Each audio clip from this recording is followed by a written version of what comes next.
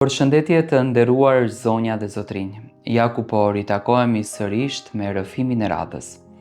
Sot do të sjell një rrëfim tek ju të pazakont, një rrëfim të tmerrshëm. E kemi lexuar, e kemi dëgjuar që paraja e gënjen njeriu, por përjetim të tillë nuk kisha parë. Një vajzë ka treguar tmerrin që po përjeton sot në jetë, duke i besuar paras të vjerës të saj. Ajo ka hequr dorë edhe nga ema, nuk i fliste kur nënës së saj. Më thënë, dëgjoni çfarë rrëfimi është, do të befasoheni dhe jepni mendimin tuaj, a ka bërë gabim kjo vajzë apo jo. Mirëmbrëma Tiranë. Më vjen shumë turp që po e ndaj këtë rrëfim, por e falenderoj Zotin që është pa fytyrë dhe është hapur kjo dritare. Nuk e besoja që mendja e gabuar do të më sillte në këtë nivel ku unë kam arritur. E tmerrshme. Më vjen turp nga familja ime, më vjen turp nga rrethi im dhe shoqëria ku jetoj sot. U rita në një familje ku dashuria ishte kryesorja. Në një familje që punoni me nder e me fytyrë të bardhë. Babai punonte taksi, ndërsa nëna kujdeseshte për ne. Kishim jetë modeste. Isha unë edhe vllau im. Babai nuk më ka mërzitur për asnjë gjë, sakrifikonte gjithçka. Punonte me orë të tëra, nga 12 deri në 16 orë. Vetëm që ne të kishim një të ardhme më të mirë. Vetëm që ne të kishim të gjitha gjërat. Me ato pak para që kishte, ai mua më nisi për në studime. Me vuajtje, ndoshta veten e tij e linte pa bukë, po mua kur jo.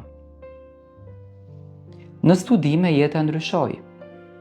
Fillova me shoqe, fillova që të avancohesha, dola nga ajo strofulla që unë e quaja strofull.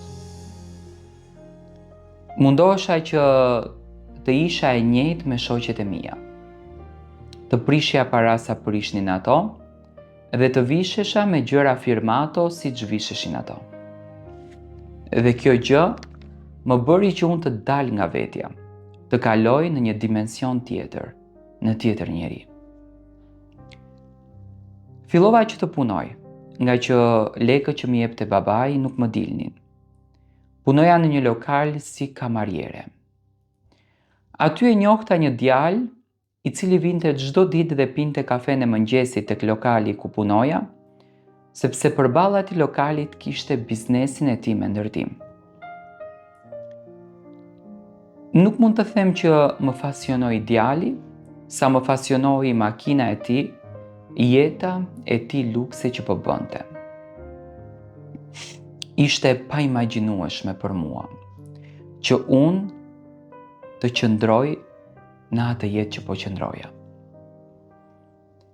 Ditët kalonin dhe unë e bëra të pamundurën që të afrohem me këtë djalë, që të ndaj momente me këtë djalë dhe që të argëtohem me këtë djalë. Ja arrita e bëra për vete. Ja arrita e hypa në makinë, ja arrita që të kënaqesha me të. Ai po më shijonte masovikisht, po më jepte qetësinë që unë e kërkoja. Shëtitje, kënaqësi, pozitivitet, energji shumë të mirë.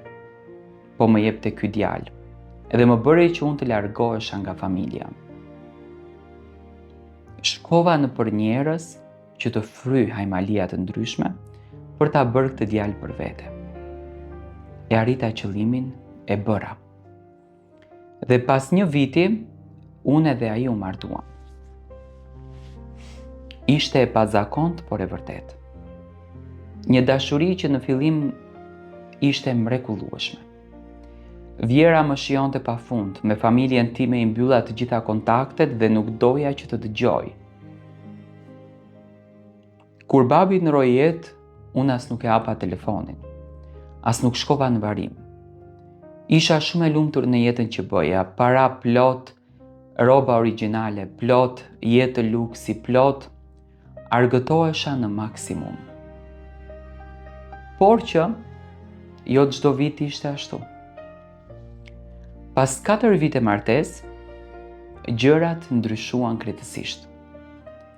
Burri im filloi që të ftohej, filloi që të distancohej nga mua, u largua nga unë. Nuk vinte në shtëpi, rinte natën vonë, nuk i interesonte për mua, për familjen, për djalin që e lindëm. Dhe mua më kapte acari, bësha si të çmendur, dilja krejtësisht nga vetja ime. Fillova të mallkoj çdo gjë që kisha, me shtëpi, me makina, me para, nuk doja më t'i shikoj sepse presioni po shtoheshte jashtëzakonisht tek unë. Ndërsa ai vazhdonte të shifte qefin e tij, duke mos u interesuar fare për mua. Ishte pa imagjinueshme. Ditët kalonin shumë shpejt dhe unë dëshiroja që të kem një lidhje me familjen time. Tentova 2 herë që t'i shkruaj vllaut tim, por çuditërisht nuk më pranoi. I shkruajta dhe mamit, por nuk më ka kthyer mesazh. Jam tani në këtë shtëpi që dikur ishte shtëpia më e bukur për mua, por sot është shtëpia më e zymt. Dhe prindërit e mi, nëse e dëgjojnë këtë letër, e din shumë mirë se për kë bëhet fjalë. E din shumë mirë se kush ua ka thyer shpirtin dhe e di shumë mirë mami që ajo më tha që një ditë ti më kurrë nuk do t'jesh në jetën time. Unë kam bërë gabime, kuptoj. Por shpesh i them vetes, a do t'ma fal mami të paktën këtë gabim sepse babi nuk është më.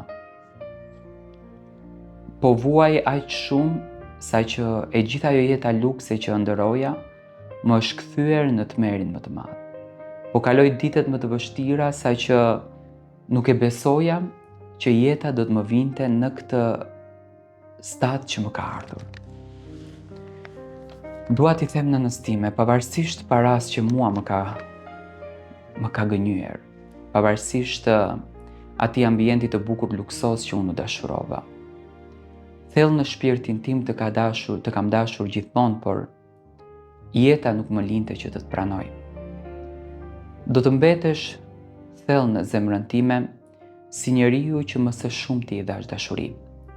Uroj që një ditë të më pranosh, jam penduar, të kërkoj falje, por je e vetmja që mundesh mua të më shpëtosh nga kjo jetë që po kaloj, sepse nëse dikur çdo kujt i interesonte për mua, sot askush nuk do të dinë se unë çfarë bëj.